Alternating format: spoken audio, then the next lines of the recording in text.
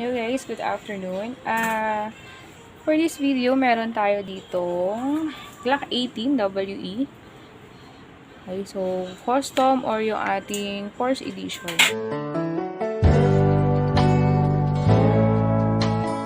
This order ni Sir Benedict Duru.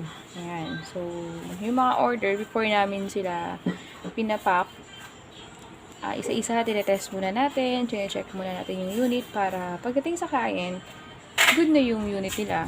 Okay, so natest muna natin, na-check muna natin para pagdating sa inyo or sa client natin, lalaruin na lang niya in good condition na. Okay, so ito is Glock 18 Force Edition WE.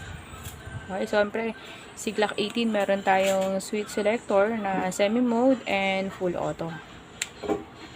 So, pag nakababa na ganyan, naka-full auto yan. Pag naka-up, semi-auto. Okay, so, ang order niya is standard package. So, standard package, meron kang dalawang gas, 4,000 pieces na bala, silicone lube, BB loader.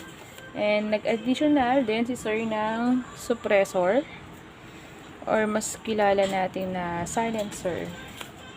Okay, so, siyempre, si suppressor, meron siyang kasamang adapter para makabit natin dun sa unit natin. Okay, so, before natin siya i-test, try muna natin ikabit yung ating suppressor. Okay. Yung WE, mapansin mo, kaya natin siya pwedeng kabitan ng suppressor kasi naka-threaded barrel sila. Okay, so, kung gusto mo maglagay ng suppressor, kailangan una, i-check mo yung unit mo kung threaded barrel ba. Ayan. Okay. So, kabit muna natin itong adapter.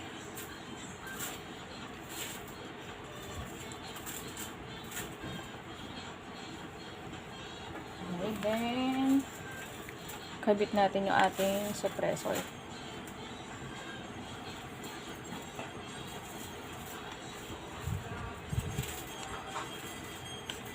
Dun sa adapter, meron siyang kasamang Allen key. Ito kasi yung gagamitin natin para higpitan yung ating suppressor. Okay, so may butas na maliit yan. Ikot natin yan na kabila. Ayan. So, pag inikot natin yan, ikutin natin itong suppressor natin na hanggang sa maging mahigpit. Okay. So, ganun lang guys. Ayan. Naikabit na natin yung ating suppressor dun sa WE Force Edition Glock 18 natin. Okay. So, ito guys, so yung kanyang pinaka-manual safety. Okay. Pag Force Edition guys, mapapansin mo, ang layo niya dun si standard. Kasi ang Force Edition, custom unit kasi yan. So, naka-upgraded na yung design niya. Naka-fiber optic sight na yan, rear and front. Yung kanyang slide, mas upgraded na rin yung design. And naka-magwell na rin sila. Okay, so yun guys, nakabitan natin yung ating suppressor. Test fire tayo. Start muna tayo sa ating semi-auto. Okay, so nakapag-load na rin tayo ng BBs and gas.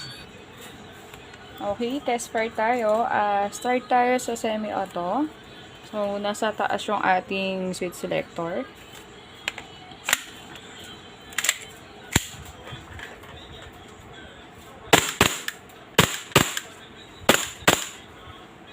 So, try naman natin yung kanyang full auto. So, switch lang natin siya pababa. Okay, so always trigger finger out para safe. Yan yung pinaka-tamang paghawak. Okay.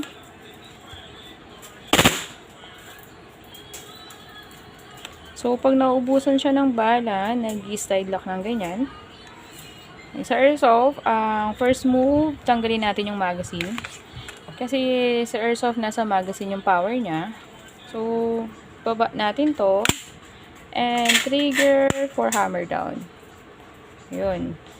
Okay, so, Sir Benedict, okay itong unit mo. Process na namin siya for packing para pwede natin siyang ipa-shipping. Okay. Thank you so much.